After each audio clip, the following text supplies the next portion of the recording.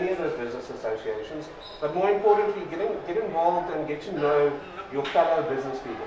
Because the reason why the taxi associations, the taxis, and the businesses are working together is because at the end of the day, we're both business owners, which makes us brothers in arms in that sense.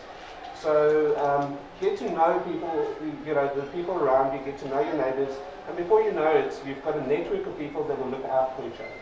Okay. So that's one of the important things for business, especially during this difficult lockdown time.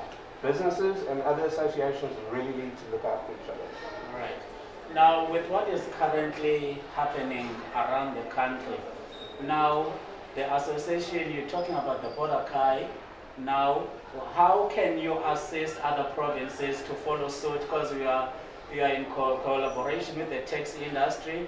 Now, I even had to mention the community in playing their role. So how can the community be involved in what is going on, and how can you take the model that you are doing to other provinces so that we are able to protect our livelihoods?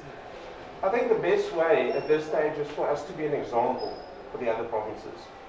Because I think it's more important that we take care of our own, we make sure that our businesses in our province are safe.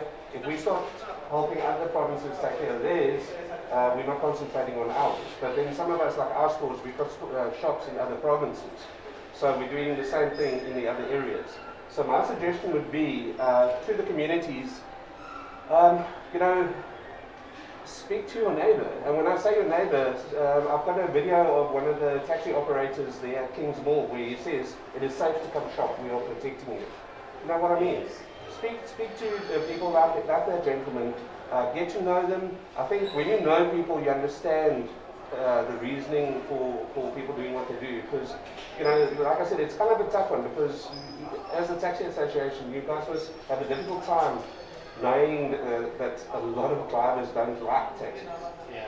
So I really think that, especially with what has happened here, the silver lining in all of this is I think people will now be a lot more open to getting to know the taxi operators, and possibly, if there is some way of collaborating, do some sort of collaboration.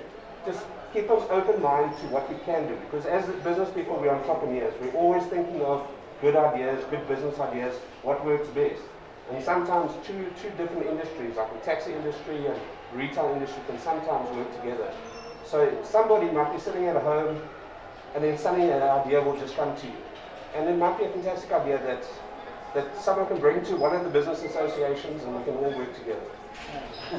That was going to be my next question, because I was going to ask that now that you have had this collaboration with the taxi industry in the province, now going forward, do you see the business sector working hand in hand together with the taxi industry to form one unit in terms of the community? Now you have the community, you have the business, you have the taxi industry. Do you see that happening? And if maybe you can see if there's any negative and the positive that you can take out of that? Yeah, I definitely see that. As I was speaking to Zama before we started filming, I used to be a ward councillor, and in my ward there was an area which was designated for taxis, and I constantly had complaints from the community